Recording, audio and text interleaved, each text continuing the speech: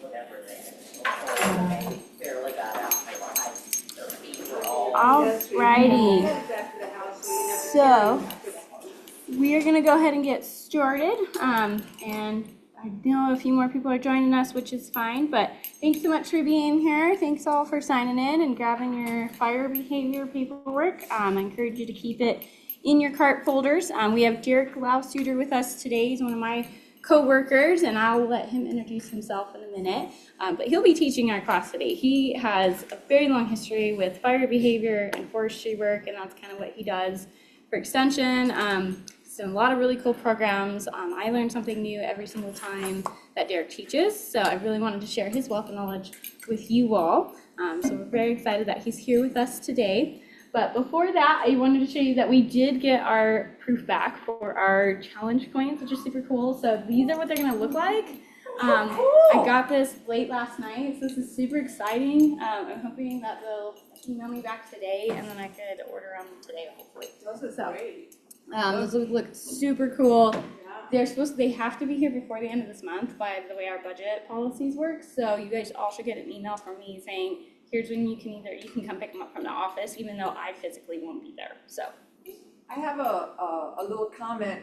If they're the same, I'm assuming that they're the same size as other challenge coins. they're 1.5 by. Because I had a challenge coin from Beulah, and if you go to Hobby Lobby, you can buy a 6-pack for the large $50. If you take the little rubber seal that's in there, they fit in there really nice. Cool. Just saying. Sweet. Well, that's good to know. That's good. I think they're a little smaller just because of price, because it was like a lot of money to go up to like 2 inches, believe it or not. But you can definitely try it. So, I mean, they're not huge. So, but that's what they'll look like. So, just wanted to give you guys an update. Are we able to purchase them if we've earned them? You don't need to purchase them. So, I'm buying them with our leftover budget money, and I'm getting enough to where all of you that have qualified for the years of service are getting them. So, you're good to go. Here. And we'll have plenty enough so as people hit their time this coming new year, that they will also get theirs too. So, so there will be plenty. So like even though Irene's really new, she joined us this year, once she hits her time, I have hers like, she's got a name on it. So I'm like, I got you one, Irene, don't worry. It's there.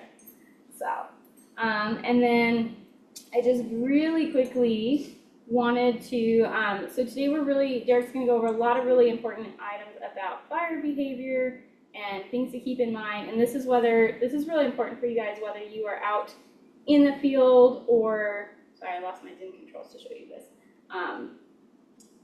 or you're at the shelter space. But as we've seen multiple times during field rescues, when we've done things with fire zones, whatever, there's a lot of times where you guys have wound up around the fires.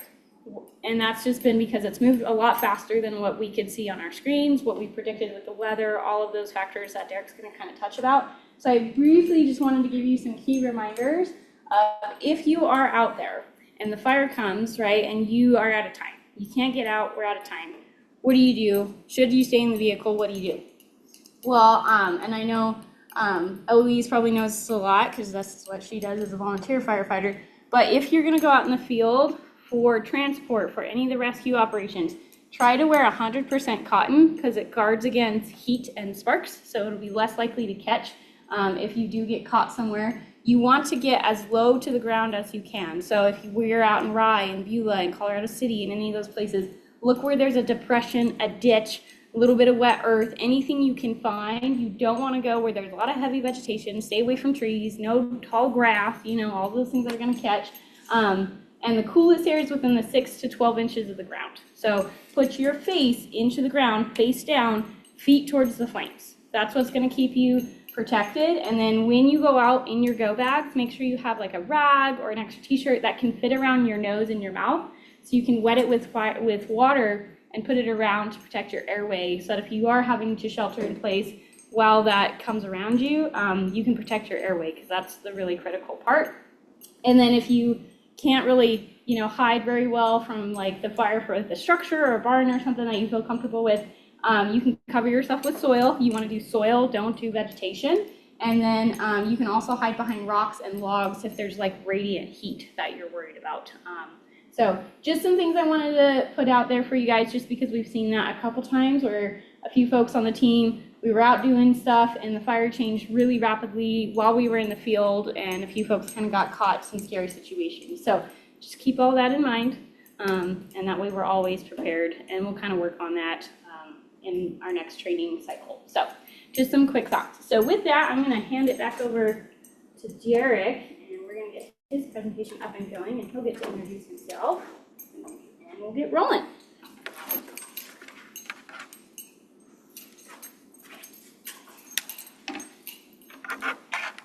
It's not sharing on the Zoom, just so you know. Yeah. So yeah, I apologize. This is a new computer from CSU. I'm still working out some kinks with it. Hopefully this will work. Good. There it goes.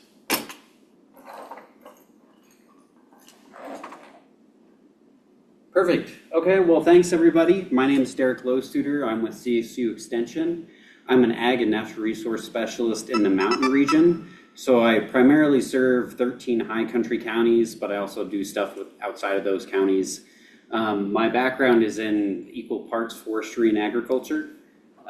So my master's degree is in forest sciences from CSU. I've done some forestry work in Colorado, and then in North Dakota, I moved up there for about 10 years, and I worked for the State Forest Service up there. So working with private landowners, and then training the wildland firefighting crew on proper forest management for forest health and wildfire mitigation. So, and then as Beth mentioned, we've been working on forestry academies, so going around the state and doing full day or half day forestry academies, teaching about forestry basics, including fire mitigation. So some of this presentation is taken from that, but there's some new content that I particularly included because of what Beth wanted me to cover today. So this is a small group. I keep things pretty informal. If you have a question at any point, just raise your hand or shout it out. That's fine. Don't worry about getting me off track or anything like that. And so, yeah, we're primarily going to be talking about fire behavior in a few different ways. So we're going to talk about... Derek, I'm so sorry. It's not it's stuck on the note version on Zoom, and all you see is it's just got the blue circles. I don't know if you want to just try to reshare really quick so that folks that are watching it recording. Yeah, I'll stop and try again. Thanks for letting me know. Yeah. There we go. And don't worry, guys, the recording's just for our team, so not everyone in the world will see all of your faces. So don't worry.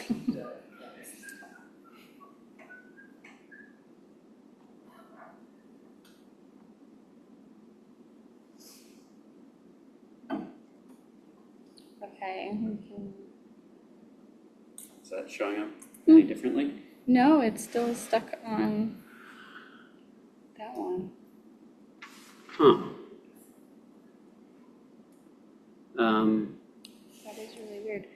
If you want to go through it, I can if you want to send me your presentation, I can just upload it so that they can see it, if that works. Sure, yeah, that's fine. We'll just do it that way.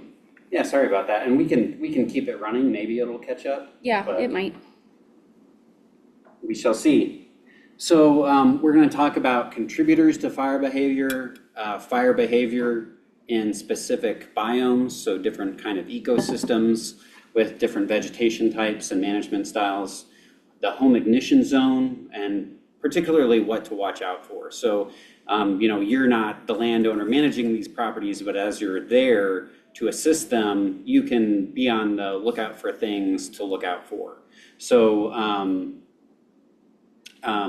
different things, potential dangers as far as while you're there on the property. And then lastly, fire danger. So fire danger metrics and then kind of what exacerbates extreme fire behavior. So I'd like to start out with just some statistics about fire. So if you're in this room, you probably know that fires are getting worse. So since 2000, fires have become 4 times as large and 3 times as frequent. And that's only in 25 years. So that's significant. And especially in Colorado, it's primarily this change is being driven by the western United States. On the eastern, they're still seeing increased fire activity, but not anything close to what we're seeing in the west, and especially in Colorado. So there's a 14-fold increase in predicted fire risk by 2080 to 2099, so the end of this century, compared to average conditions. And that average being from 1990 to about 2020. And then this is a map and just a graphic regarding mature and old growth forests. So when you think of most of the forest in Colorado, it's mature or old growth. So it's mature in its successional stage. It's not saying that it's not going to change, but it's saying that those trees have reached maturity. So the historic value is 20%. That's kind of the baseline. We can expect 20% of these forests to have moderate to severe fire events. But we're seeing that early century, we're now at 45% of these mature and old growth forests are looking at a moderate to high severity fire. And then by the end of the century, nearly all, 95% of these forests are going to be susceptible to moderate to high severity fires. So this is a worsening condition. This is a worsening issue, so we need to prepare ourselves for it. And there's no such thing as a fireproof plant.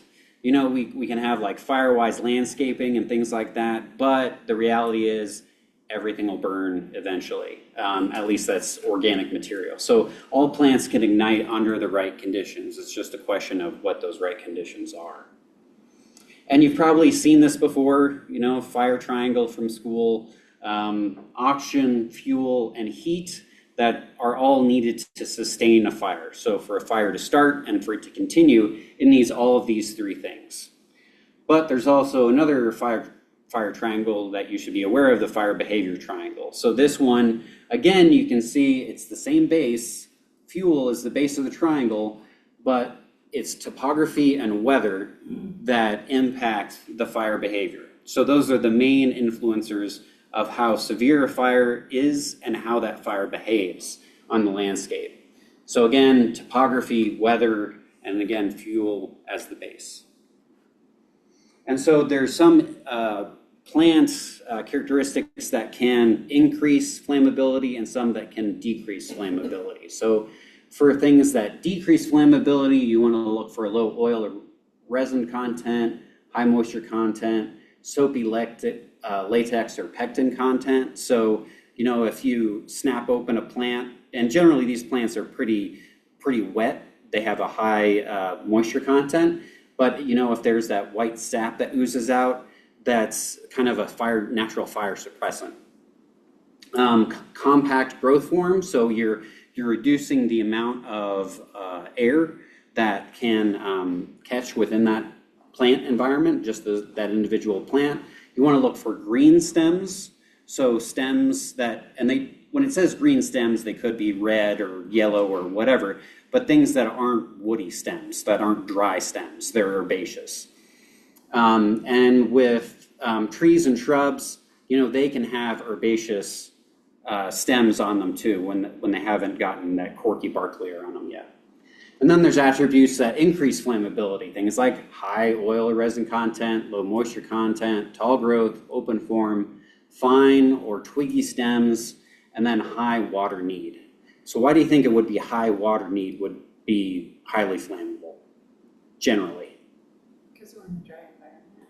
Yeah, exactly. They're not going to get that. Exactly. So they're not going to get the 25 inches of rain or whatever they've been developed to need. So if your irrigation goes off, if your timer goes off, if you forget to water, these are going to be to some degree of drought stressed, almost at any point. So it's good to go with natives and things that have, relatively low to moderate water needs, because those are going to be less susceptible to exacerbating extreme fire behavior and catching fire. And have you guys heard of fuel hours, the hour categories? So I see a couple nods, but what these hours refer to is the lag time that the fuel needs to reach an equilibrium with the external environment. So if you have a piece of fuel, so whether that's dry grass or whether that's a twig or a large branch or a log, it's these hours that are needed for the fuel to reach that equilibrium with the external environment if there's a change. So if it gets wet outside, if it gets dry outside.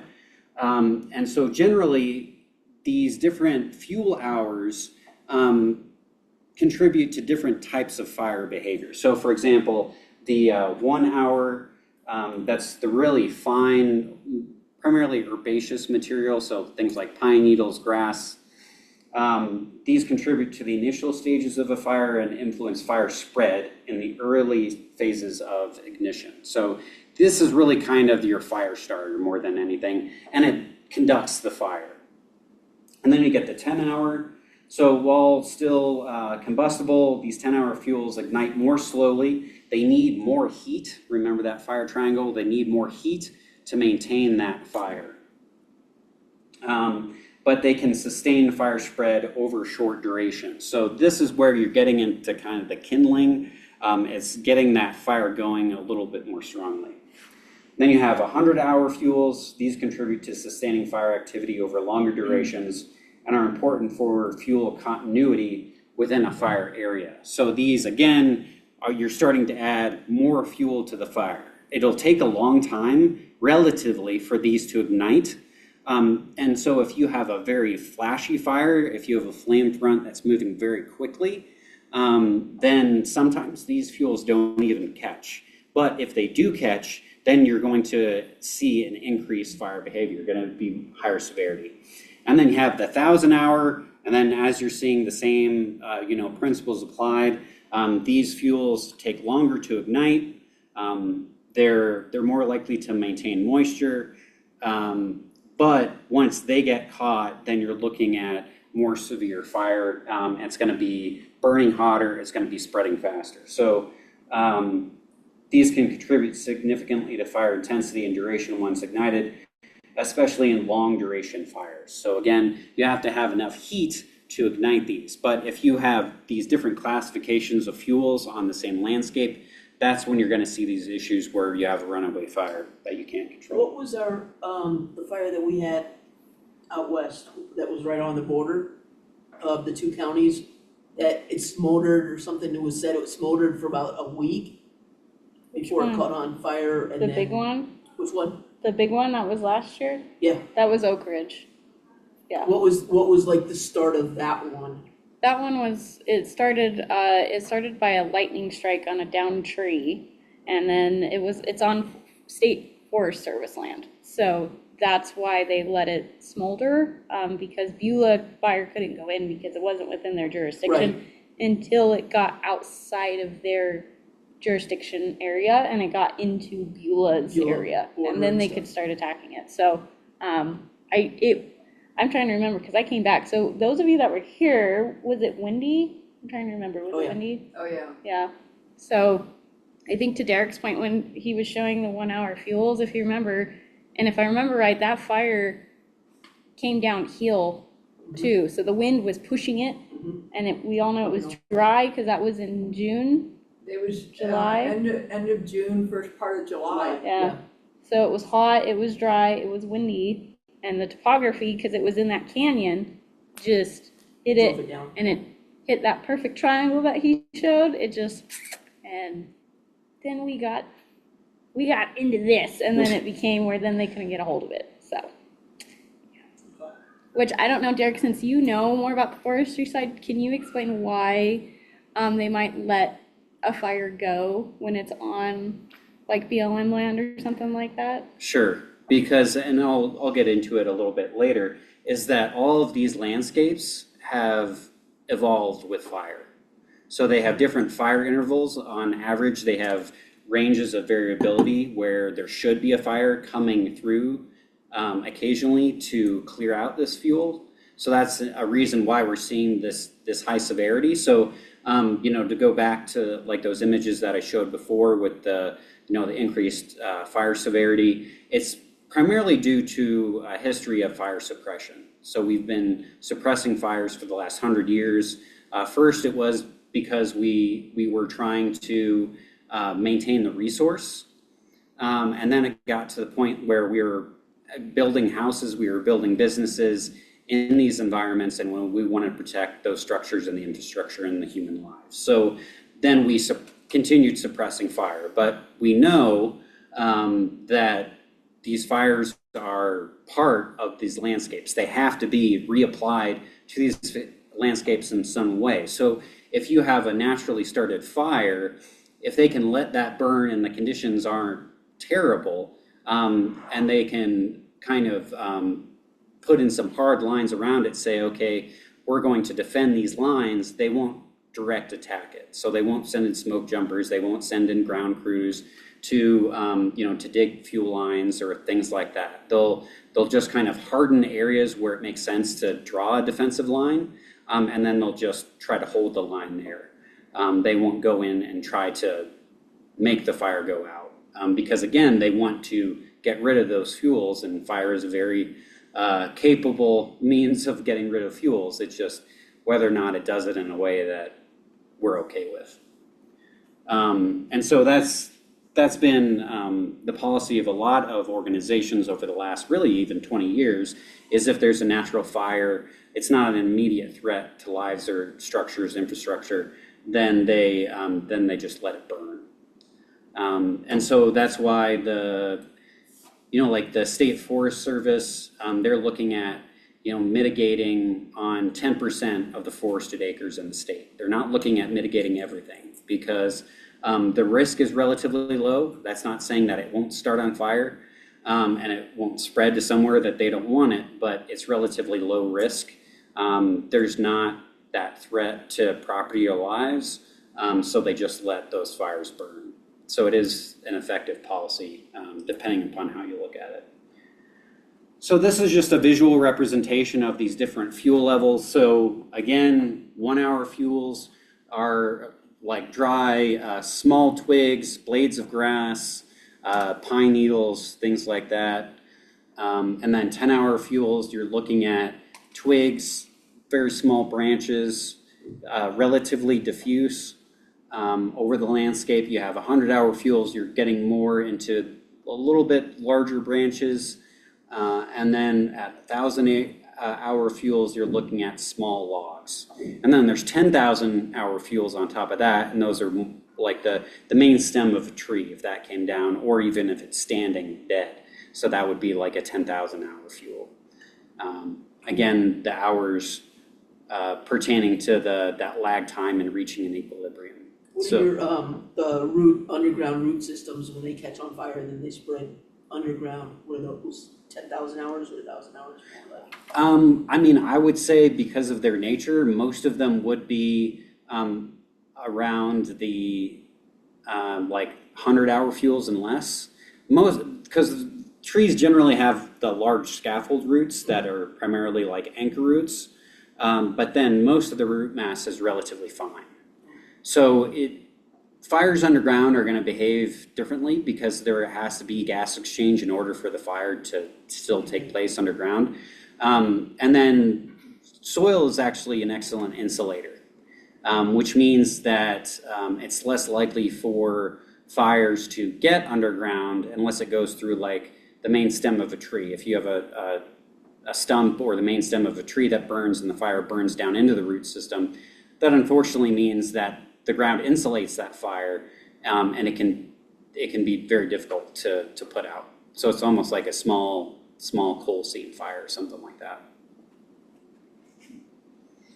And now some fire behavior in some specific biomes. And then I liked this picture because you can kind of see that The green here is forested area. This is just from Google Map. So yeah, you can see the distribution of the forest type, at least as it's mapped, but you're still gonna find some, riparian forest areas along the rivers and streams. And just because it's not forested doesn't mean that you're not going to have severe fire behavior.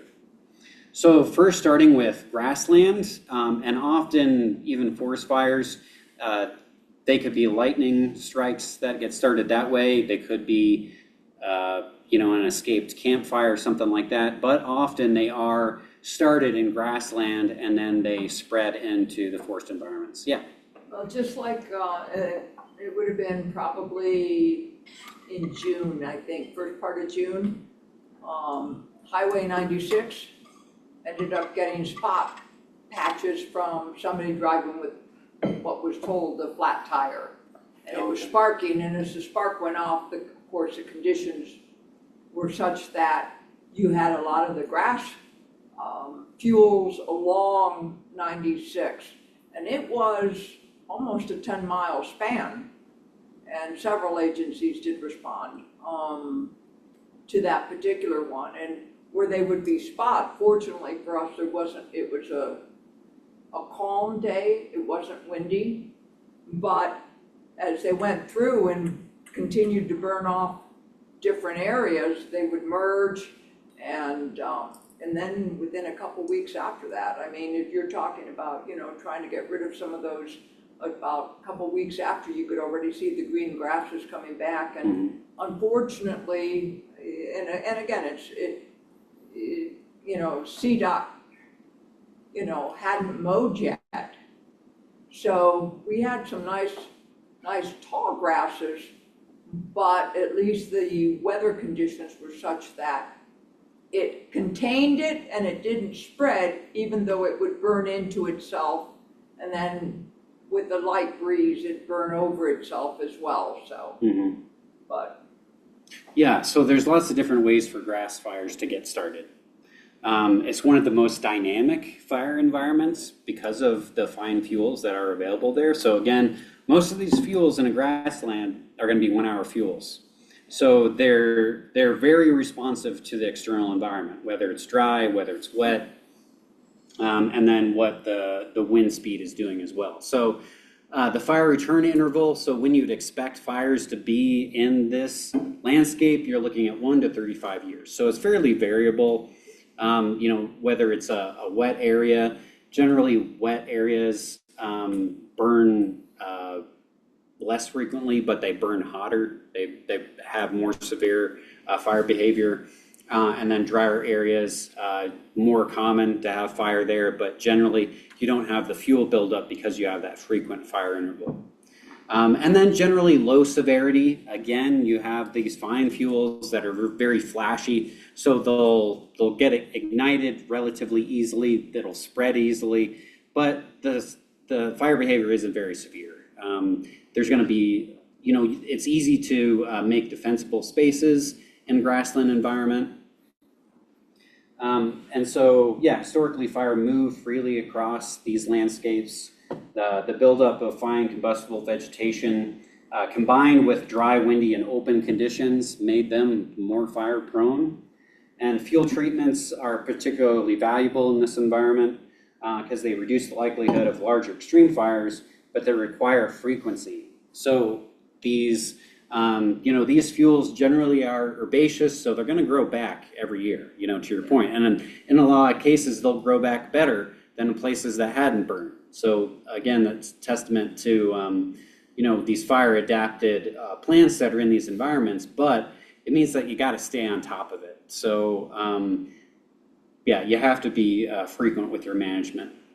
Then there's sagebrush or shrubland. So you can kind of think of like sagebrush, but also like cholla cacti, places where you have kind of some shrubs or cacti, grassland intermixed. And these are a little bit more dynamic because you're looking at some different fuel.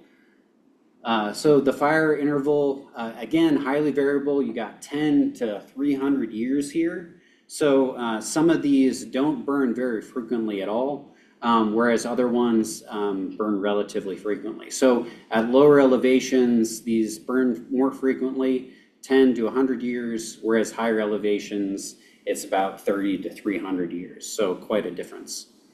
And then fire severity can be moderate to high severity, depending on seasonality and continuity of vegetation, and also when the last fire was, to sweep out that fuel.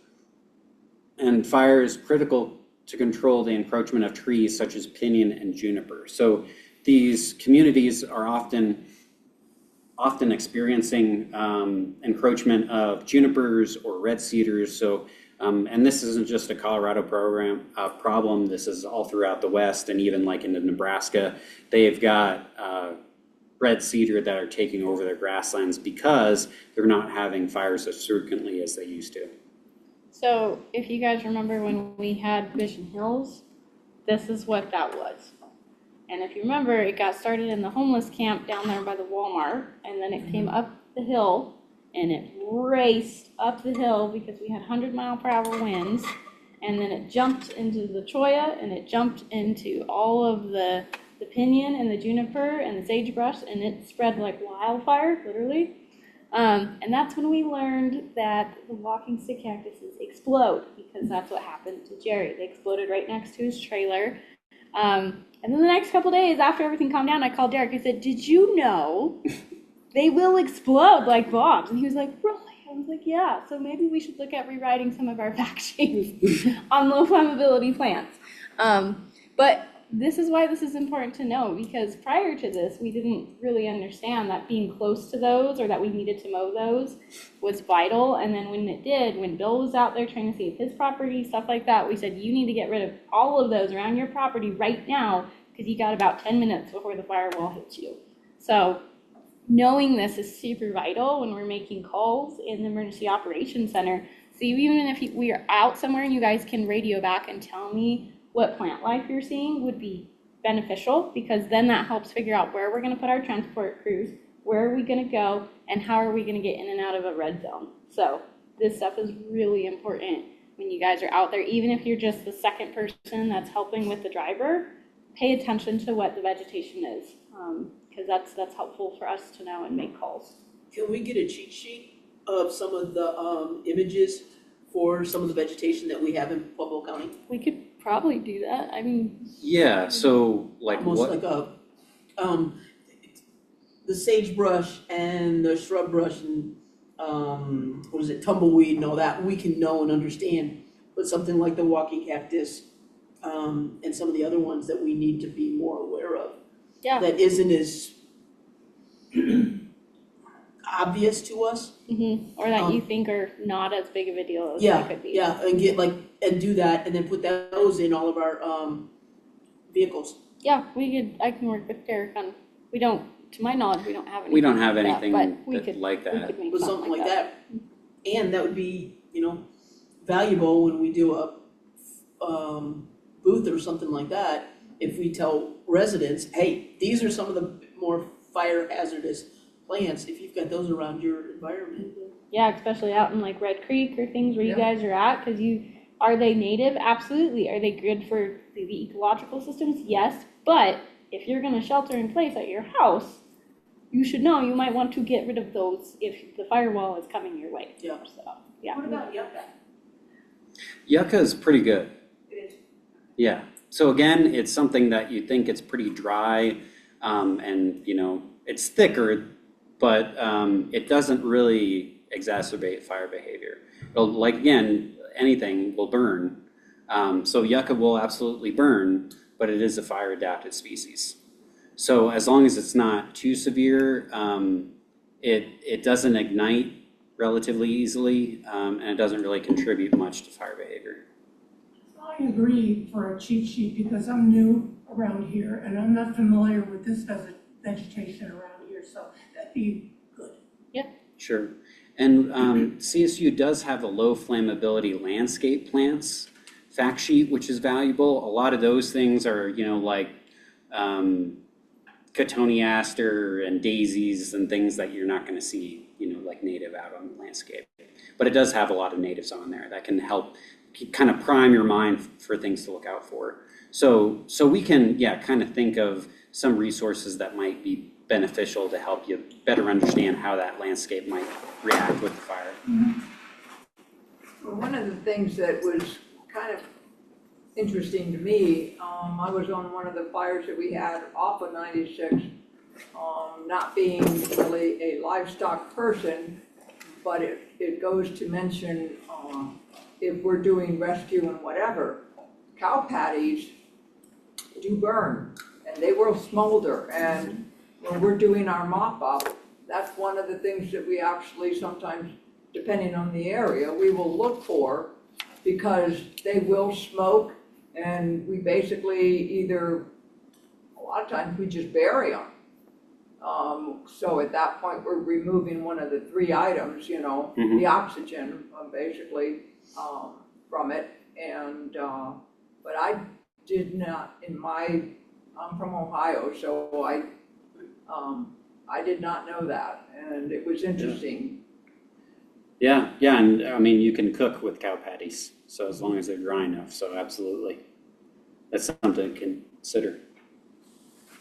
And then leading into Juniper Pinyon Woodlands, or JP, fire return interval, 200 to 400 years, infrequent. So that surprises some people. They would think that it would be more frequent than like the sagebrush, but in general, these burn relatively infrequently. They have variable fire regimes because they lie between shrubgrass communities and ponderosa pine forests. That's kind of their sweet spot elevationally. And neither pinyon nor juniper is fire resistant. I hope everyone in here knows how flammable juniper are. Pinyon less so, but juniper are gasoline.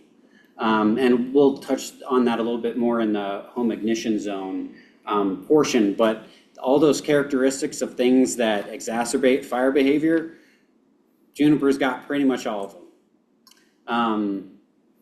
And a century of fire suppression has allowed these trees to spread into grassland and shrubland areas. So often you're getting that perfect storm of high 1 hour and 10-hour fuels along with those 100-hour fuels. So you're not seeing that nice flashy fire that'll come through in a grassland. You're looking at these more intense kind of spotty fires when it hits that different fuel regime.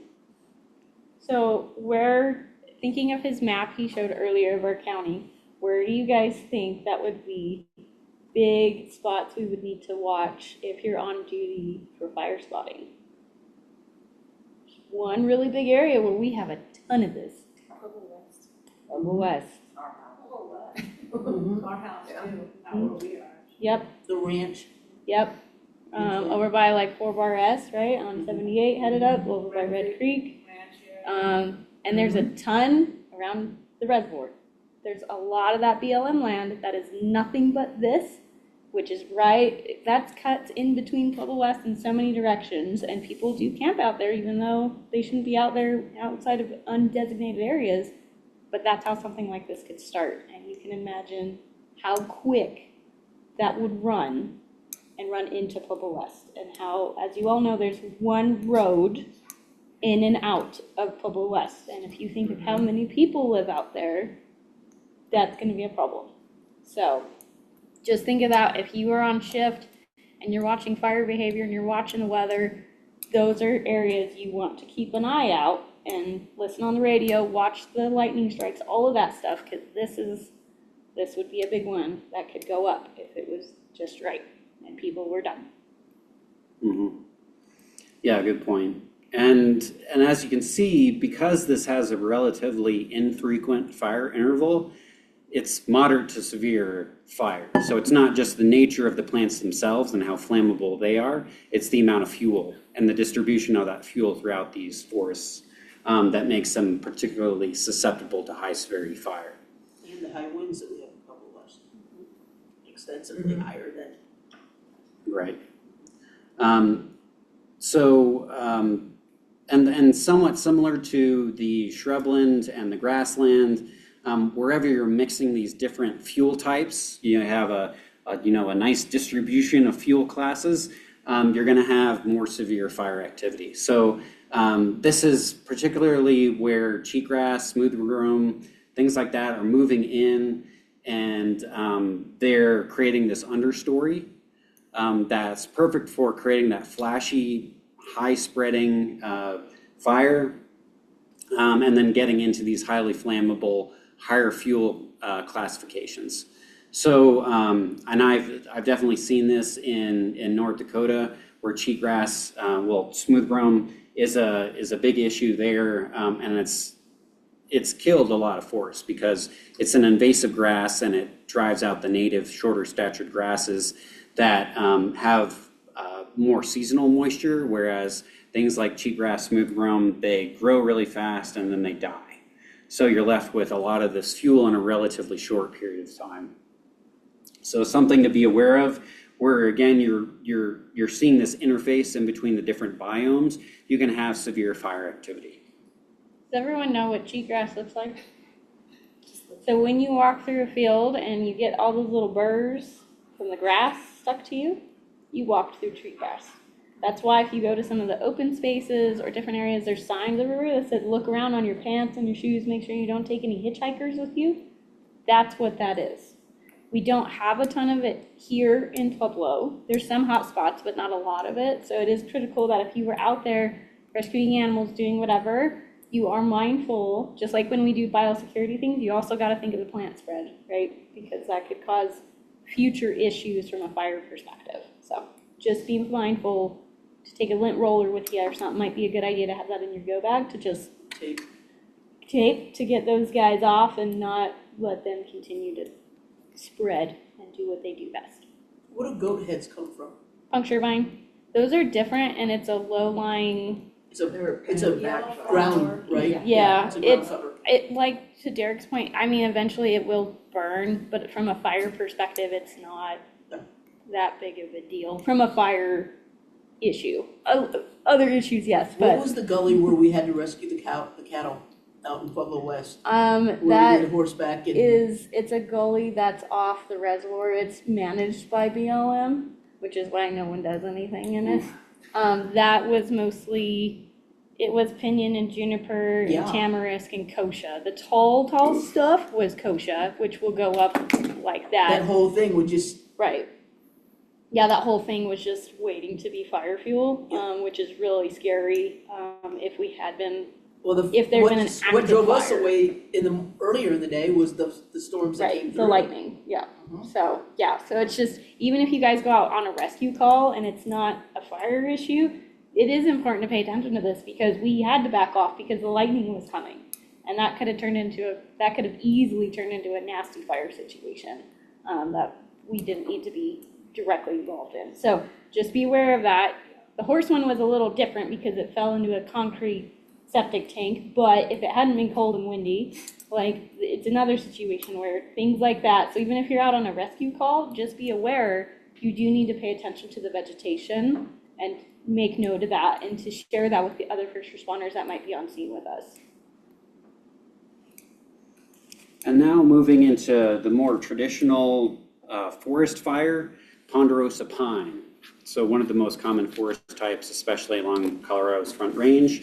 And we see here that the fire interval is a lot less. It's more frequent, 7 to 50 years. But, you know, when we look at a lot of the ponderosa pine stands along the Front Range, they haven't seen fire in 80, 100, 120 years. So we have a lot of fuel that's developed. And then again, historically, not necessarily saying now, but it's low to moderate severity. Ponderosa pine forest fires should not be high severity fires. Again, if they were properly managed. But there's the potential, again, because of fire suppression, for these to be the most severe fire type of any of these. So it depends on how that forest has been managed and the continuity of the fuels. So historically, fire burned across the forest floor, which would reduce the tree regeneration. So the little seedlings that started popping up, you know, if they're 10 years old, they might still only be this high and they're not fire hardened yet. So those would die off. So you're left with and this is an actual forestry term, clumpy gappy forests. So you have clumps of trees, and then you have gaps in between those clumps of trees. It was really, really heterogeneous. So you had a lot of diversity in kind of the distribution of the trees and shrubs in it. And then human management activities such as grazing, logging, and fire suppression have resulted in unnaturally dense forests. So for like grazing, one exposed a lot of bare mineral soil, and so most of the like conifer species in Colorado, they prefer bare mineral soil for the seeds to germinate. If they land on top of like the duff layer, the leaf litter, they won't germinate. They have to be touching bare mineral soil. So that disruption in the soil column, as well as eating the grass and the other vegetation that's palatable, but also competes with the trees, it resulted in additional tree regeneration. And then logging, we're again met with these relatively uniform age forests. With ponderosa pine, you'd see like some old matriarchs and stuff like that. And then you'd see some middle-aged trees, and then a few younger trees coming through. But because of the past history of logging and fire suppression, we have these somewhat even age stands that have these mature, closely spaced tree canopies. And then you have a lot of ladder fuels underneath that can bring that fire from the ground, from the grass, from like common juniper, short juniper, up into that tree canopy and significantly increase the severity of the fire. So high winds in these stands can be particularly dangerous because that's what's going to drive the fire from tree to tree to tree. So once you have that running tree crown fire, it's almost impossible to stop it. You kind of have to wait for rain, you have to wait for the winds to die it down, you have to wait for snow, you have to wait for a reservoir or a highway in between you and the fire to actually start controlling it. So this is just a visual example of what a ponderosa pine or even just a mixed conifer forest stand would look like in Colorado. So you have, again, you have some larger trees here, some mature old growth, you have some middle-aged trees, you have some dead standing trees, which are perfectly healthy. Every forest should have some standing dead trees. And then you've got some younger trees coming up in the understory. Oh, excuse me. And so, again, we're looking at a fire interval of 7 to 50 years. So this is just saying 20 years for a nice round number. We have a fire come in, it burns a lot of this lower regeneration, some of the younger saplings. And then you're left 20 years later after the fire, this stand looks very similar to the original stand. So you have some different trees that have survived, some of the standing dead, has fallen. Old fire-hardened matriarch still standing. Another 20 years pass, we have another ground fire that comes in, burns off some of that undergrowth again. You have some torching, so you have individual tree crowns that catch fire, but they're not close enough to spread the fire to the surrounding trees. So that individual tree mortality, perfectly fine, that's natural. And then again, 20 years post-fire, we're left with this. It looks very similar to 40 years before. So you're maintaining the structure and the species composition of that forest by having that frequent fire. But this is what we're left with nowadays. So we have this high density stand, we have a lot of tree mortality due to drought stress as well as pests. So once we have these closely spaced mature trees, or even the younger trees, you have mountain pine beetle you have coming in, you have spruce beetle coming in, and killing a lot of these trees. So you're left with a lot of fuel, and you have continuous fuel. So from an inch off the ground, you've got fuel, and up to 40 feet up in the air, you've got fuel. So you just have this blanket of flammable material over the landscape. So this is probably the most dangerous landscape that you can be in when it comes to fire. Out of curiosity, because I don't know the area of the Lee Fire very well from a plant perspective, is there a lot of the ponderosa pine where that was burning? Do you know? I'm not familiar with the Lee Fire. When was that one? August. Oh, of this year. Oh, yeah, I did hear something about that. I don't know what the predominant forest type was like there. Has anyone been over there on the western slope where that's in like Rio Blanco towards Meeker? Has anyone hiked or done anything over there out of curiosity? I grew up over in that area. Is it ponderosa pine or do you know what it is? I would say it's ponderosa pine. Is it? But it's been a long time since I've been Yeah. over there, but yeah, I would say that it's big trees. Okay. I was just curious because as you guys saw this year, that's now the 5th largest fire in Colorado history. I think it's all the fires in August burned almost 200,000 acres in Colorado. So the Lee Fire was the biggest contributor to that, but I don't remember what the exact acreage was, but it was a lot. So just know that's part of why is because of the trees. Yeah. And so again, when you have the large trees, that doesn't mean high fire severity. Just because you have big old honking trees, if you were to cut that up for firewood, it could heat your house all winter. That's not really the fuel that you're worried about. You're worried about the continuity of fuel and then that complex of fine fuel and the large fuel that can keep the fire going, sustain it, and drive it forward. And then any questions about vegetation types? Okay, so this is the home ignition zone or zones.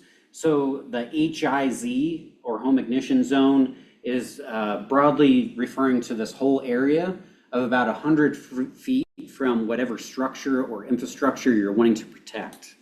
So that's the zone they're talking about, but that zone is broken into 3 different management zones. So you have zone 0, which is kind of the structure itself or the immediate vicinity. You have zone 1, which is 0 to 5 feet. You have zone 2, which is 5 to 30 feet. And you have zone 3, which is 30 to 100 feet. And the Colorado State Forest Service and Extension have partnered on a fact sheet with this that we can send that out too. I think that's one that we do share at events. Okay, good. Yeah, it's really valuable. It's an effective way of viewing the landscape and what's really realistic when it comes to management. So we have the defensible state space surrounding the structure, infrastructure, and then the structural ignitability of whatever you're wanting protecting itself. So this is just a profile view of that. And then the amount of management that's required increases as you get closer. Makes sense. So you want to fire harden closer, and then you do less management as you're getting away from that you're trying to protect. So the way that I like to view it as zone 1, fire hardened, zone 2, transitional, and zone 3 is managed wild. So it's still the surrounding natural vegetation, but you're still managing it in some way. So starting from outside working in, managed wild, zone 3. This zone focuses on mitigation that keeps fire on the ground and makes choices that improve soil health. So decreasing like dwarf mistletoe, decreasing the potential for mountain pine beetle or other pests to come through. So if you can, you'll want to work with adjoining property owners if the property line is less than 100 feet away. So this is more common in like subdivisions like, Pueblo West, where you're going to have kind of that mix in between natural and an urban configuration. You'll want to ensure adequate access and signage for emergency workers and vehicles. Mowing grasses is not necessary, but if you can graze them, regularly, that's not a bad thing. Watch for hazards from ladder fuels. Again, the purpose of this zone is to keep the fire on the ground and not torching those individual tree canopies or spreading from tree to tree. Consider creating openings or meadows between small clumps of trees. Again, if you have individual trees or clumps of trees torch, that's perfectly fine, that's natural. You just don't want that to spread. You also want to treat slash. So any removals that you do, you want to do something with that, even if it is lop and scattering. So you're cutting up that fuel into smaller pieces and you're putting it on the landscape. As much contact with the ground as possible, it's going to break down more quickly. It's going to be less flammable long term. The smaller pieces and the more distributed it is. So you can remove it. Also, you can do pile and burning, or you can chip also. So the farther away from the infrastructure, the better. But it's still trade-offs, and you have to be kind of realistic on what you're doing. So my point in this, again, this information is geared towards the landowner and how they can best protect their space and create defensible space. But these are all things that you should be looking out for when you're on the property. So zone 2 is the transition zone into the natural environment and into that more heavily managed environment. Designed to give an approaching fire less fuel, reducing its intensity as it gets near to structures or infrastructure. So you want to keep grass mowed regularly, 2 to 5 inches. You don't want to cut it too short because that can stress the grass. But then also, if you're grazing, even better. You want to remove surface fuels such as small logs and branches, and remove enough trees to create at least a minimum of 10 feet between tree crowns. So branch tip to branch tip, you want to have at least 10 feet. Again, minimum 10 feet. Small groups of trees may be left, but groups should be spaced at least 30 feet apart, because if you have this clump of trees that's burning, you're going to be igniting some of that higher hour fuel. You're going to have more extreme fire behavior, and it's going to spread more easily. So you want to distance those. You want to remove ladder fuels. And I intentionally haven't defined ladder fuels to this point, because hopefully it's somewhat apparent what those fuels are. So it's fuels that will bring the fire from the ground up into the canopy of trees or even structures. So even like decks or things like that can act as ladder fuel to a structure. So it's not just vegetation that you're worrying about when you're getting into the ignition zone. You want to prune tree branches to a height of 8 feet roughly from the ground, or a third of the total tree height, whichever is less.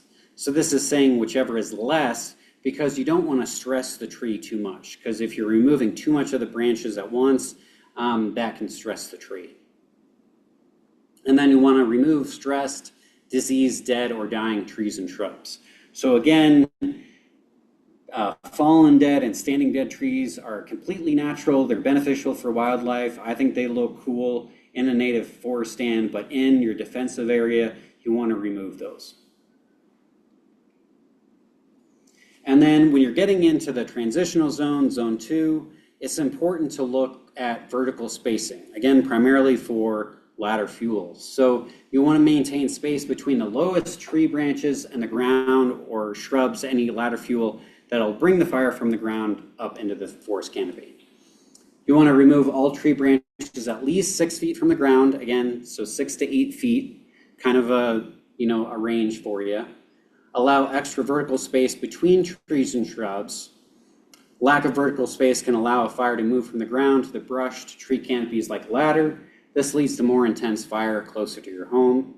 Keep at least 3 times the height of any shrubs between the shrubs and the lowest branches of trees. And I'll have an image that demonstrates that. But the idea is, if you have a shrub, in particular a juniper, I would say ideally if you can remove juniper from zone 1 and zone 2, you're going to be happier, going to be healthier. But if you do keep any juniper, you want to be at least 3 times the height, ideally 6 times. So junipers exhibit some of the most extreme fire behavior of any vegetation in the state. So you can easily see flame lengths 5 times the height of whatever juniper. So if you have a 10-foot high juniper, you're going to see 50-foot flame lengths. Those flame lengths won't be sustained, but they'll still reach that height potentially. So just think of all those junipers in everyone's front yard in Pueblo West. right against their house. And you can see why some of those firefighters out there get awfully nervous when people just start burning trash on the windiest day possible. So, Good times. So yeah, here's just another example of 5-foot shrubs growing near a tree.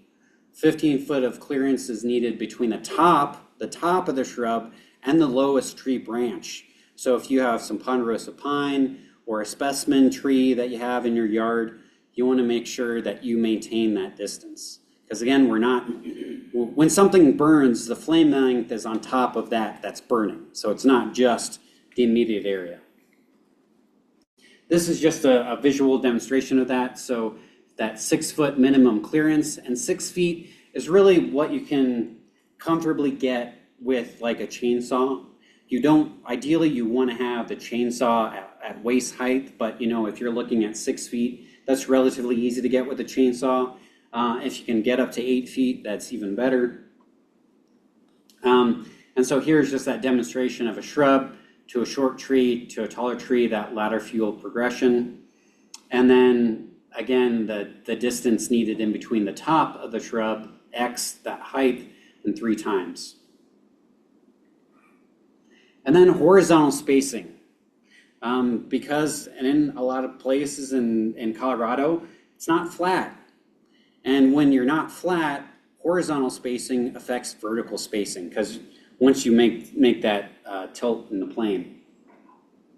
So horizontal space depends on the slope of the land and the heights of trees or shrubs. Leave more space between vegetation on steeper slopes, because in essence, you're decreasing the vertical distance between those trees.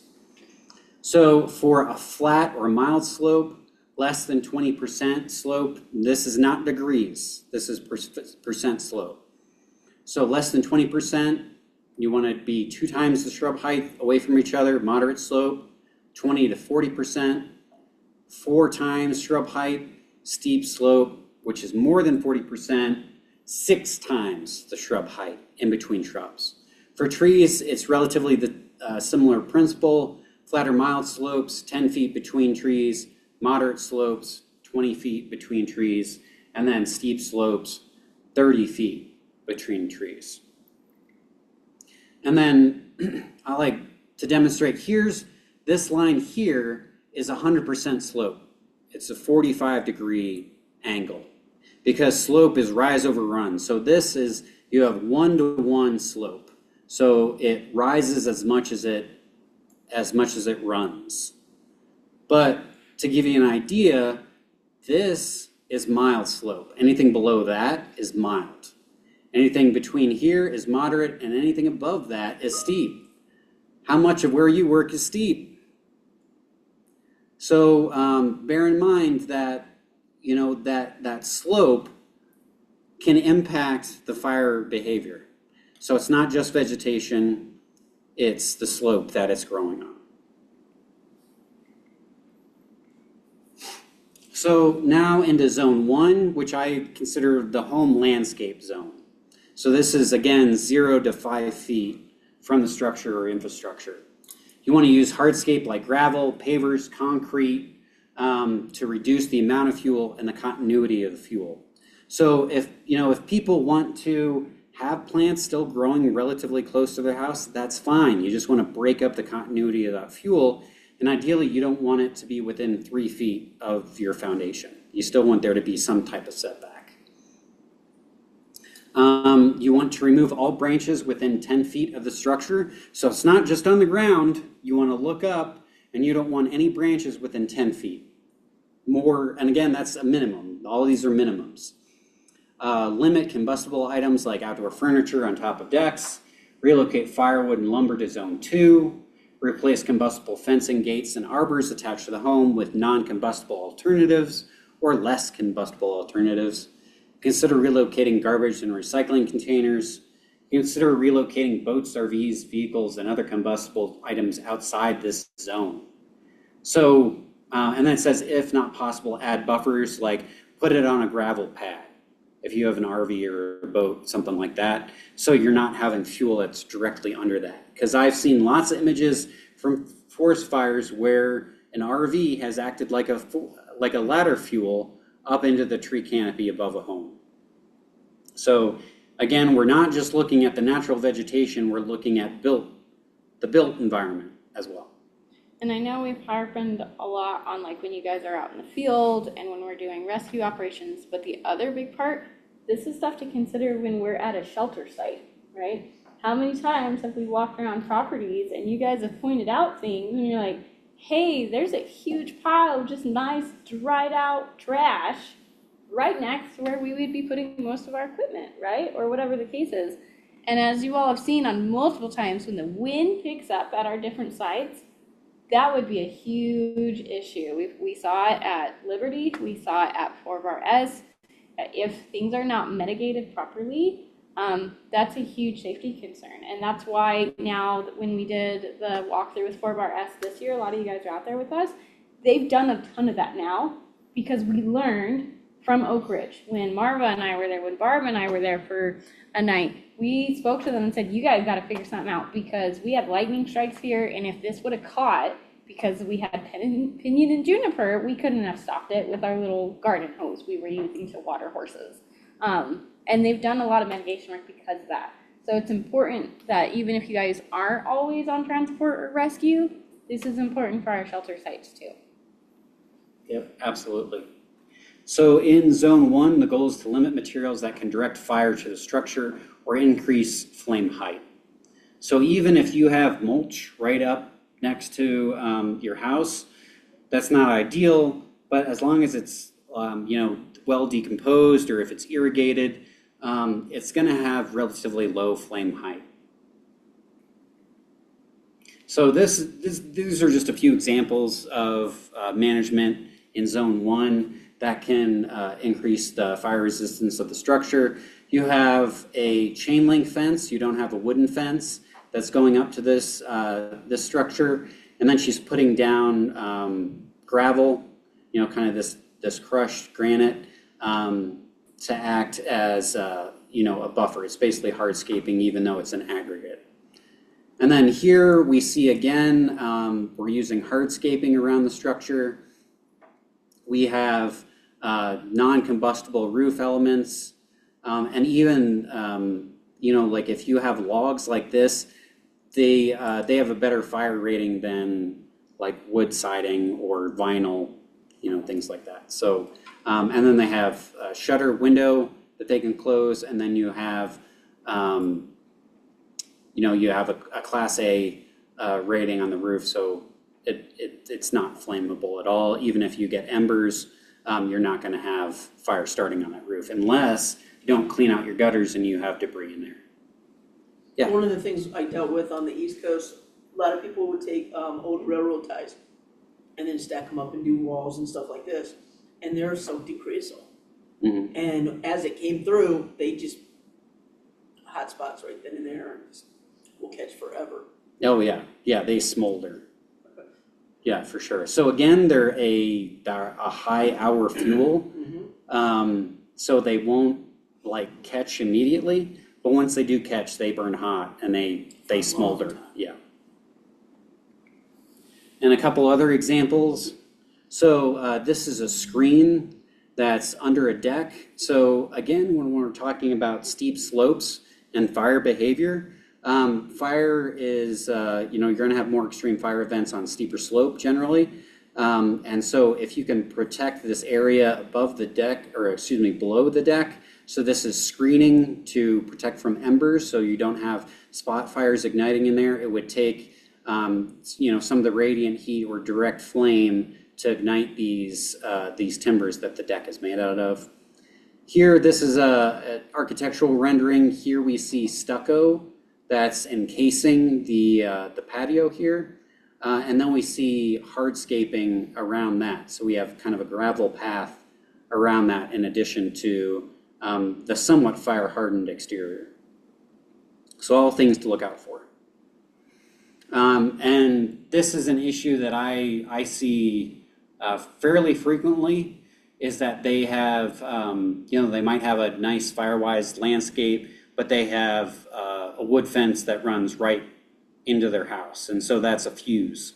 You want to remove or modify wicks or fuses that could lead fire to structure. So things like fences, pergolas, or arbors, wooden decks, or row plantings of trees. So in North Dakota, very windy, very open, and so people would like to plant junipers or cedars around their house and generally leading right up to their patio. So if any of those trees were to catch fire, that's going to just direct the fire directly to the structure. So you want to, again, remove or modify.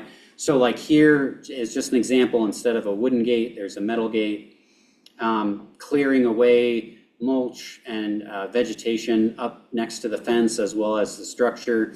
And then you're putting some pavers in with some aggregate fill to, again, bring that fire back down to the ground, not give it fuel to burn close to the home. Any questions? Okay. So fire danger. And there's a better image that's included in the handout that Beth provided, but have you heard the term heading and backing fire before? So yeah, maybe a little bit. So heading fire is the direction of the flame, and it's where it moves more quickly. So this is going to be downwind, generally uphill. This is where there's going to be more fuel. This is where the fire is moving more rapidly. Backing fire is, generally it's going to be downhill where there's going to be less fuel, and it's going to be upwind. So the fire will still burn. You still have all of those components of the fire triangle working against you. And so the fire's still going to burn, but it's going to move generally much slower on the backing fire. And then if you're looking at the ignition, if you're at the ignition point and you're looking towards the heading fire, you have left and right flank of the fire. This is really kind of an idealized shape, steady wind, steady fuel distribution, steady slope. Usually, you have fingers that kind of come out from this. It's not a perfect circle, but when you see images of like a prescribed fire, often they're prescribed. The conditions are so that it does have kind of this idealized form where they can control where the heading fire goes and where the backing fire goes.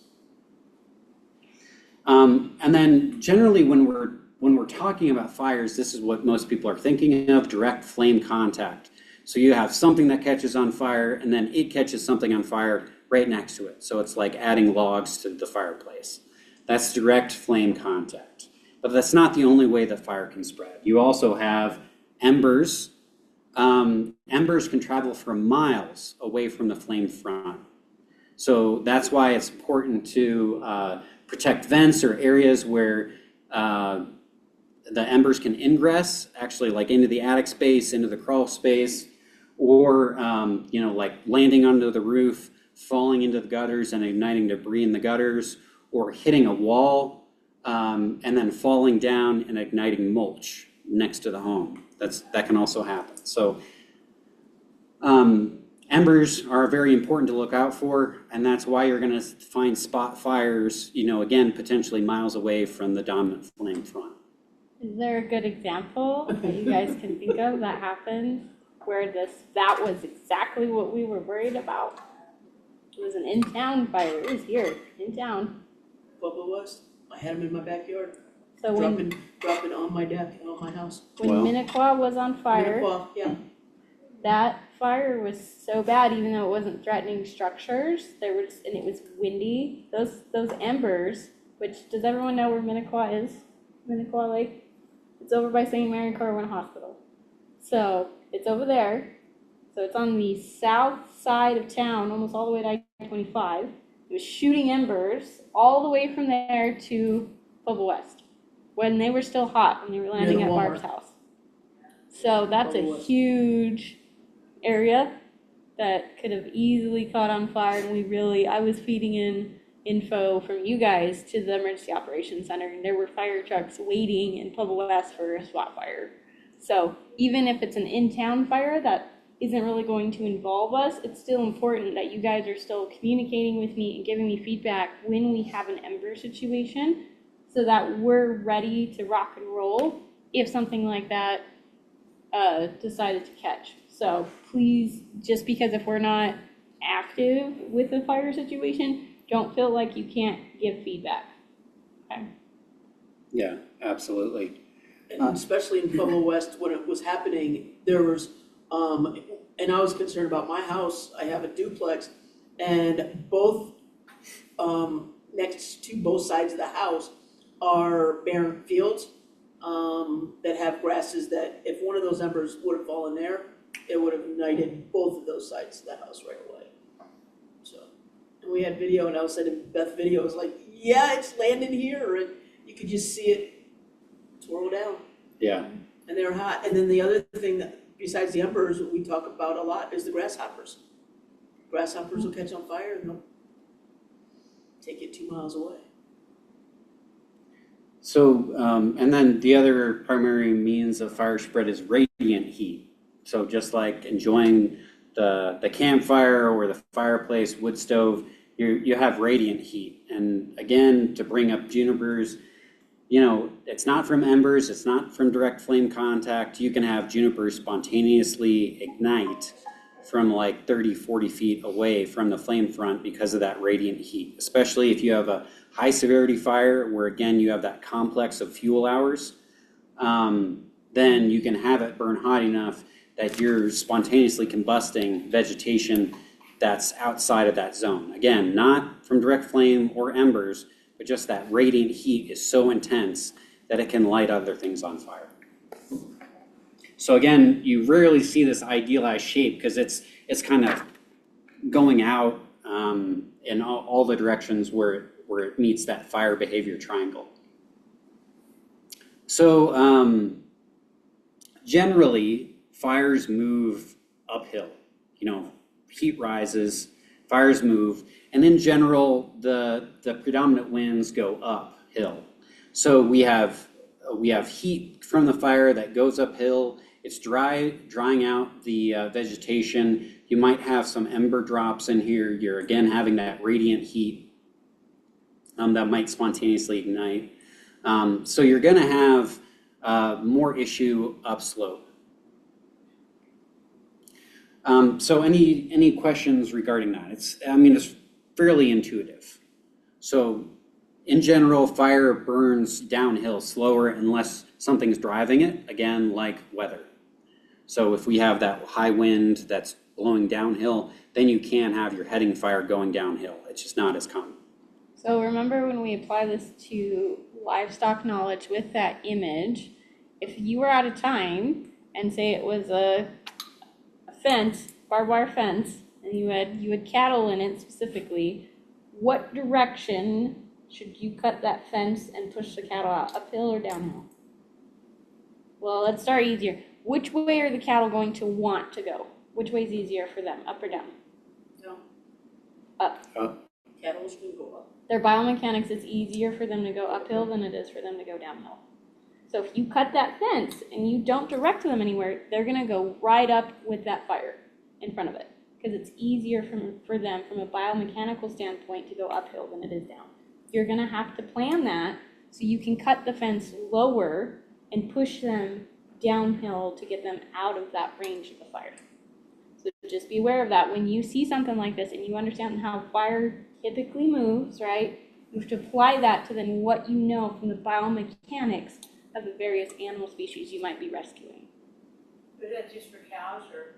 That's just for cows. Horses they'll go either direction. They're more prone to just go back to structures that they know. So that's the biggest piece is that if you just want to make sure they can't get back inside any structures because they will stay in there while it collapses around them. So for them, it's a little different. Sheep and goats are not as inclined. They'll kind of get bounce around all over. So you could kind of push them down and they'll run away from it because it doesn't make that much of a difference for them. But cattle are 100% prone to go uphill. Yeah, good point. So National Fire Danger Rating System. Yeah, I'm sure you guys have seen these driving around. Generally, they're outside of the fire stations. But in case you've wondered, this is kind of what they mean. Generally, with low fire danger, this is when it's actively raining, it's when there's snow on the ground. So it's very unlikely that a fire is going to start in the first place. And if it does, it might just burn itself out. So the conditions aren't conducive to fire spreading, fire being severe.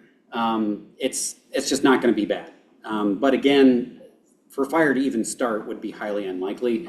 Moderate, in Colorado generally, we see it when it's going from a low to a high or higher. So moderate, it's not as common. So this is where some fires might be expected. Moderate flame length, not terrible, moderate spread. And control isn't difficult. You can direct attack, you can get like a Type 6 engine in there. You can get hoses out. You can put the fire out relatively easily. So it's really not a concern. Again, it's unlikely for a fire to start in the first place, but if it does start, you can direct attack it. You can easily contain it. High is really where Colorado is most of the time. That's kind of the baseline for Colorado. So not only are wildfires likely, but fires in heavy or continuous fuels are going to get severe. These fires, you might not be able to do a direct attack. You might have to create defensive lines and have the fire burn back to where you are. It depends, again, on the weather and the topography that you're working with. So, and then there will be mop-up. So do you guys understand what mop-up means? So you need to go back in and make sure that the fire is actually out. So in low to moderate danger rating, it's very, very unlikely it's going to start. So generally, you don't need to mop up. You don't need to send crews back in to make sure that there aren't any warm embers or anything like that. With high, you do. Very high fires are likely and they're easily started and spread faster than suppression resources can travel. So because of that, direct attack is not likely. You're just not going to do it. You're going to have planes do it. You're going to have, again, those defensive lines that you're hardening. So flame lengths will be long with high intensity, making control difficult. Both suppression and mop-up will require an extended and very thorough effort. So again, you have to make sure that everything's out. And then extreme, you're pretty much going to have a fire. If there's an ignition source, you're going to have a fire. So it's important to realize when you're anywhere with an extreme fire rating that you need to pay attention to your surroundings, you need to pay attention to the topography, the fuel distribution, things like that. So fires will spread and start easily. Every fire has the potential to become large. So again, there's not going to be any direct attack with an extreme fire. Because of the topography, the fuels, or the weather, or all three, you're not going to have direct attack. And you're going to expect extreme and erratic fire behavior. In extreme danger ratings, often the fire can produce its own weather. So it'll influence the wind and the smoke rising and everything like that. So it creates its own weather in an extreme fire event. So this rule is more helpful if you're using the metric system and not imperial, but there's the 30-30-30 rule conditions for extreme fire behavior. So the first 30 is 30 degrees Celsius, around 86 degrees Fahrenheit or hotter. Relative humidity, that's the same, 30% or less. Or wind speed, 30 kilometers per hour, approximately 19 miles per hour or stronger. How often in Colorado do you see all these three together? Pretty frequently. It's not a rare occurrence. So in those events, you're gonna potentially see extreme fire events. So you need to be careful. So when in doubt, if there is fire or extreme fire danger, you want to get out of that environment if possible. You want to get upwind. You don't want to be downwind of the fire, wherever it is. And you want to get down. You want to get downhill, lower in elevation. Because again, fire is going to move more slowly downhill, and you're more likely to run into a road or river or something that's going to break that fuel continuity, that you can protect yourself using that hard defensive space. So that's all that I have, but I welcome any questions that you guys have. Jared, can you go back to your first slide of Pueblo County? The one you had on? Yeah.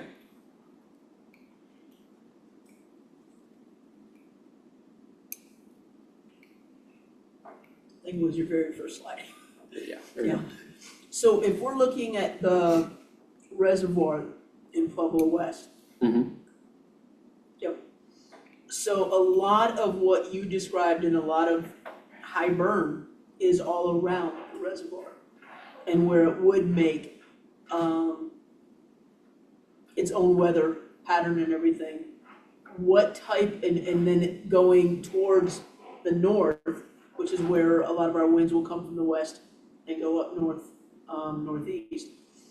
That would pretty much put everything that you see in the white zone in Pueblo Yeah. West pretty much a hot spot, ready to combust almost at any time. True? I'll just say I personally wouldn't live in Pueblo West. I think it's gorgeous. I understand why people want to live there, but I wouldn't live there. Yeah, I mean, because you have the risk of an urban conflagration starting there, and then you also have the wildland-urban interface surrounding it, where you just have, it's a high-risk community. Yeah. And there's no way out, Mm-hmm. Yeah. because you can't go to Canyon.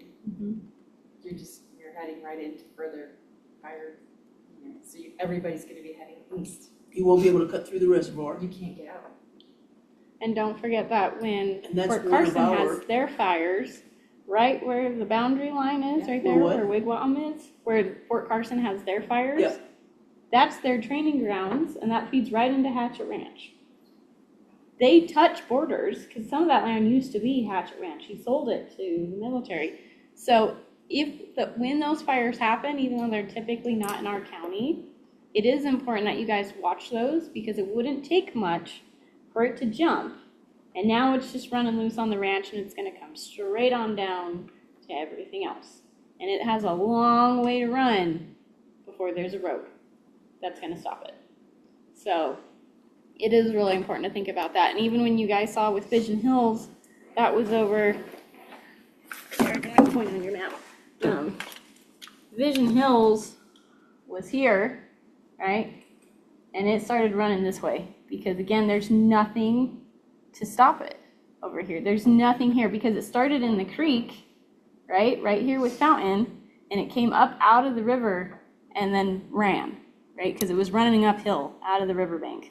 That is a really big hot spot. So those are the spots we have to watch for around like St. Charles Mesa. We have to watch around Fountain Creek, around Runyon. If you've been to Runyon lately, you've seen how overgrown it is down there. It's thick, stuff is overgrown. It's not being super well managed right now. Is that BLM land?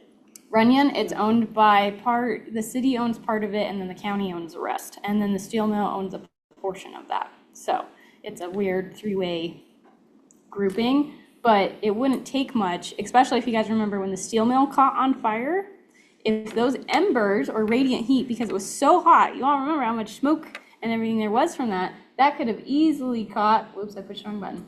And this whole area would have been burning, because there wouldn't, again, outside of I-25, that was the only barrier right next to the steel mill. So, but because there were tons of chemicals there that were exploding, that you all saw,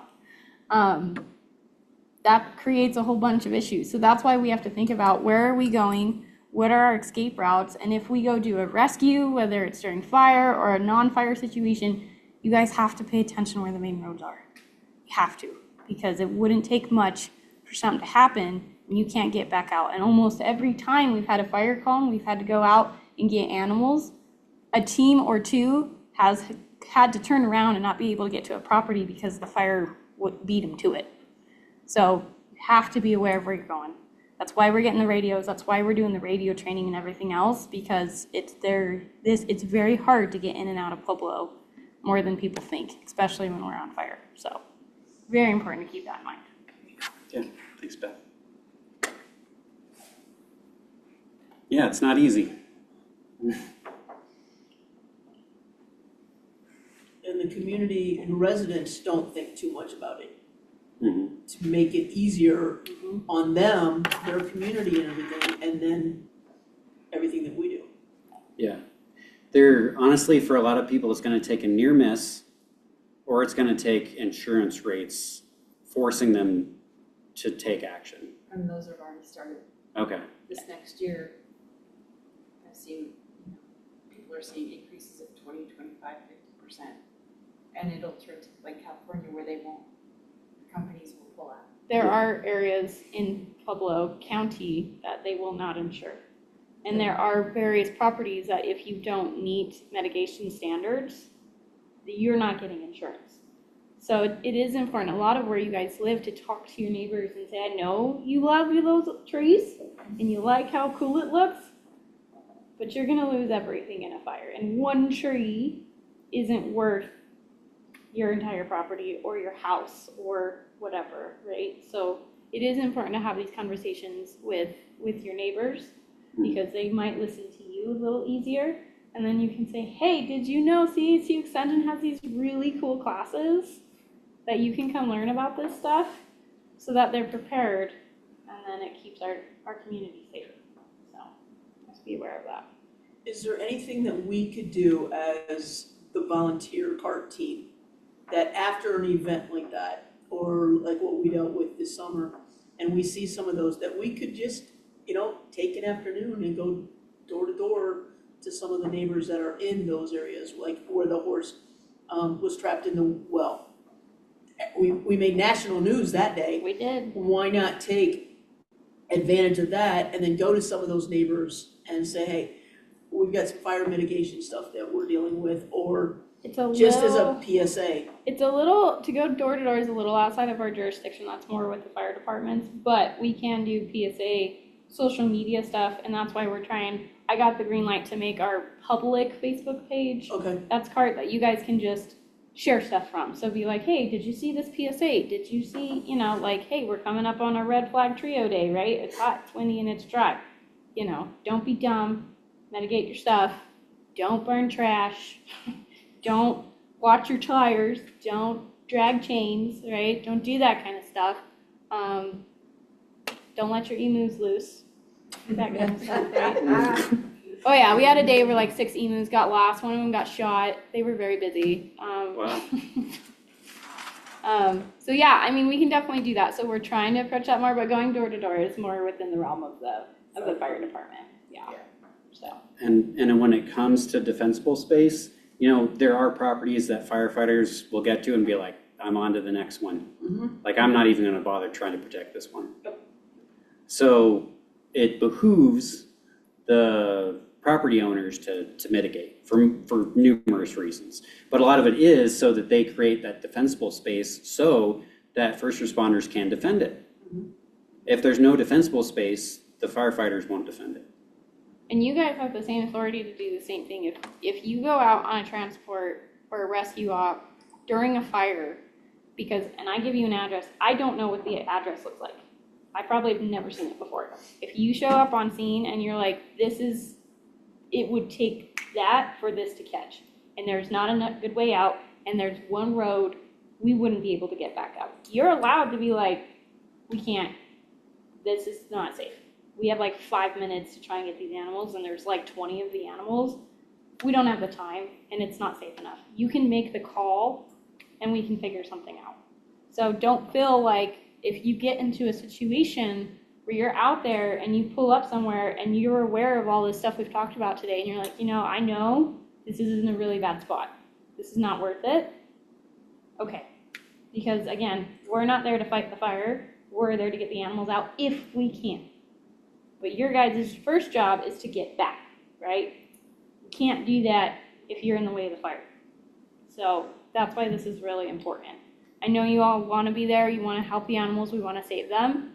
Can't help anybody if you're right in the way of the fire, though. So this is really critical stuff. So with this in mind, I can work with Derek. We can make some cheat sheets, things like that. But in the early season, before it gets hot, would you all be interested, especially because some of you are not from Colorado or new to Colorado, do you want to do an outside plant walk? And we can go to some of these areas and we can identify some of these species and look at those areas so you know what it looks like. And then we can kind of do it throughout the season so you can see the growth happen. But that way in the cold, we can be out there and do a couple things and we're not so stressed that, you know, we'll get stuck somewhere that we shouldn't be if it would get done one day. You guys have an interest in doing that? Mhm. All right. So it'd be a little bit of a hiking around, but it would be good for you guys to see, especially in some of the areas like up just, if you see where the tail end of the reservoir is up in there, I ride in there a lot. It is where junipers are touching. You can't fit through them. And there's like hundreds and hundreds of them. It's thick. And that's where people tend to get lost because they go hiking back there. And that's where they send rescue helicopters and all that stuff.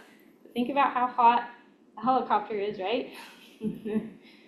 So those are the areas where they also lose the animals. That's where we lost the roping steers that time. There's a lot of stuff that happens over there that you guys could get called out to. But it's important to see that stuff so you can make the call being like, no, we can't go. This is not a safe area, right? So, or if it isn't, there's gear in there that you guys know you could grab, you can have on you in case something did get out of hand. So, okay. Any other big questions for Derek? He's got a lot I of. have something to share with the group. When I was on a cart-type rescue team in California, the fire in one of the fires in Oroville was heading west. And they had it pretty under control as long as the wind was blowing in that direction. So they let us in and we did a shelter in place for hogs. And we brought food with us because we figured the fire already passed through there and a lot of their feed was burned up. So we're feeding the hogs. My teammate had the big hogs, I had the little hogs. He was the driver. And I guess because he was part Indian, I don't know. He said, Irene, get in the truck. Get in the truck now. But I'm not done. Get in the truck. Okay. What happened, he sensed the wind turn right back around. And we got out of the property. I didn't feel that wind turn around, but he did. We went the other direction, excuse me. And sure enough, we found out when we got to our meeting point was that the fire was blowing back over where the hogs were. And you get to love these animals, I swear. And they survived it, but the point is, I think he saved our lives. I really did. I was not that aware of the wind, he was. And I thank God I was with him. Just the wind turned right back around. And fire creates its own weather, and why the wind turned around like that, just in that exact opposite direction. And we heard a radio call on our way out. Everybody in this zone get out, and we're already on our way. Yeah. So that wind is just, we know in Pueblo West, it blows in every different direction, any way it wants, and that is horrific to me. Yeah. You can't predict where the wind's gonna go. No. And even you guys have seen it in Pueblo West in the mountains, right? We've all been in there where it's blowing hard one way and you're like, this is great, we'll go this way. And then all of a sudden the trees get real quiet and it comes the other way and you're like, we gotta run. We gotta go another way. So if you are the secondary person with the driver, that is part of your role, and we'll do some training. We're gonna do a lot more training in the new year about that, is if you are out there, you are the second person, you need to pay attention to that because that other person's probably rescuing, getting the barn doors open, whatever, right? Maybe dealing with the trailer. You have to be aware of all that other stuff. So not just watching Telegram, watching Watch Duty, listening to the radio, all that stuff. You have to pay attention to what's around. Look for the wind, the smoke, all of that stuff. And that happened in the San Isabel fire. You were on shift, and all the rest of you are too. But we did have a case where it was way up in the mountains, and they were trying to get a Mustang that had been loaded once in its entire life. And this horse was not keen on getting into a trailer. And they were fighting with it, and the fire hit a hill, and it ran up this hill. And you've all been in that emergency operations center. It's very loud in there when stuff is happening. That room got quiet. Because we were all watching on the drone of it racing up the hill. that residence was on the other side of that hill. But the trees were so thick they couldn't see the smoke. So thankfully they had a radio with them, and I said, get out now, your time's up, you're done, get out. And they were able to get the Mustang in, slam the gate, peel out faster than they could believe it. And right then, that's when it hit the top, it came down. But it happened so fast, and originally it wasn't going that way, it was going the other direction, the wind changed in a matter of seconds. So even though I can send you guys in with the best plan of what I can see when you leave, that can change so drastically by the time you're on scene. So just always be very aware, very careful when you go out, because I'm watching you guys, but the wind changes faster, and sometimes I can even get you on the radio. So just be mindful. And the same is true even at our shelter areas. We took off that night on the side by side, Yep. and we thought it was the fires in Beulah had already jumped and were already back to where we were coming. Yep. And where we had horses already rescued. Yeah, because Barb and another person was on shift. I was coming on to shift, and I could see it coming over the hill. I pulled up and I said, "When are we getting the buggy with me right now?" And then we took off, and thankfully it wasn't. It was just the way the heat was showing in the dark. But it's very, when you guys are there at the shelter sites, you still have to pay attention, because it could easily jump very quickly. And it's done that in Beulah. It's done it in Red Creek quite a few times, where it seems like it's going to be okay, and then it takes off and runs on us. And So, since that time, Fort Morris changed their topography or their brush because of what we saw and what we dealt with that night. so it's important that you guys make notes of that and things like that. And we're going to work on building some sheets out. So if you're on shift, whether you're at the shelter site or if you're a deputy person that's on shift because I'm not here, of things you have to check daily to keep an eye on all of this, because our county is rather large. There's a lot of space to cover, which is why there's always at least 2 of you covering every day when I'm gone, because it's too big to look in every direction. There's no way you can cover all that with one person.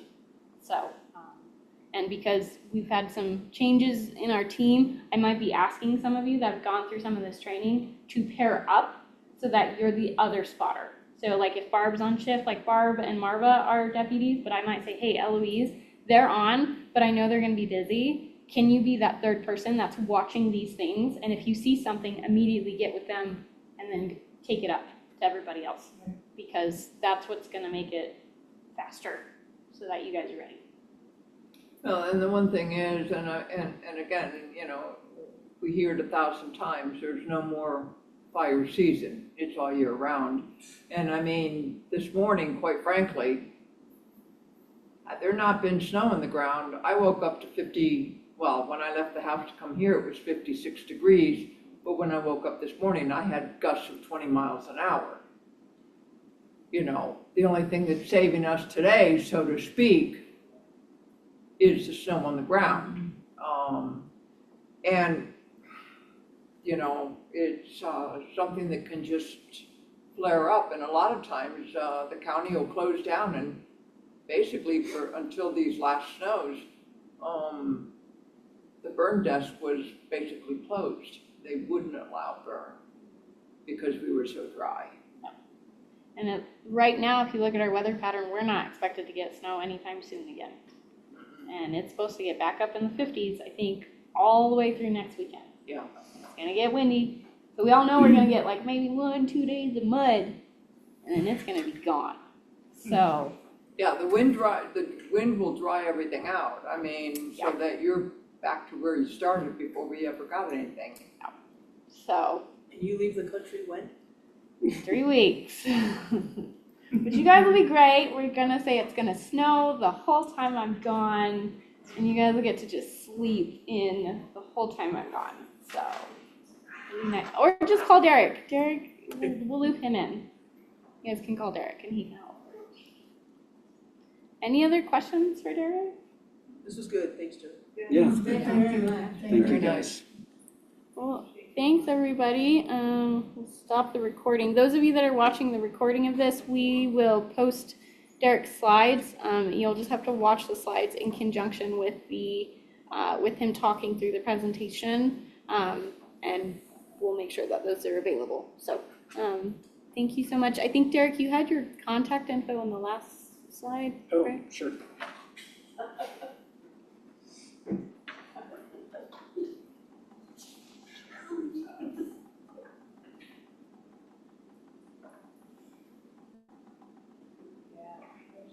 Yep. Here it is. Yeah, there it is. So that way, if you guys do have more questions, or you just want to reach out to him, Derek, like, he has a very extensive background, especially in forestry and stuff. I encourage you to reach out to him. He knows, I don't have a forestry background, he does.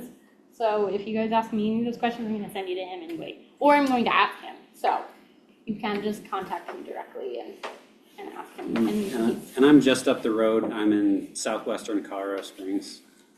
so he's our closest actual specialist that does very good things for all of us. So yes, you're good. No, you're fine. Don't forget, you have to ask the front desk to let you into the restrooms because they have to bug you. Okay. Yeah. But thanks, guys. Have a good rest of your day. Remember, you'll get your email for the coins. I'll send out the schedule of who's on shift for what days, so you guys kind of know. And then right now, the trailer is out in Pueblo West, on Shane's property. So it's right next to where the horse fell through the septic tank. So we're trying really hard to get it moved to 4 Bar F. That's the hopeful plan. So it's there in that open-sided barn that's away from the church. So that's where we're trying to get it moved. I find out tonight if that's a for sure thing or not. But I will. Yeah, that's where we're hoping it would get to. We gotta get permission first. But so I will Will it be send safe out. and protected out there since it's will it be away from the road? It's so far people- enough away. I mean, you So would have to people know. won't see it from the road? Yeah, you couldn't. You would have to know it's there. Yeah. But so you'll all get a text and a Telegram message about all of that. So and then if anyone comes up to you, because I know I'm getting emails. If people want to join the team, there will be a volunteer orientation on the 16th of next month. But I won't do another one until then. So they will have an opportunity, but they gotta wait. And then they can join us, and then they can be ready to rock and roll with our first team meeting that following weekend. So if you know people, tell them the 16th. And we don't have anything between now and the 16th, really, Thank you. outside of Bye. being on duty. Yeah. Bye, guys, happy holidays. Good to see everybody. So. All right, bye-bye, everyone.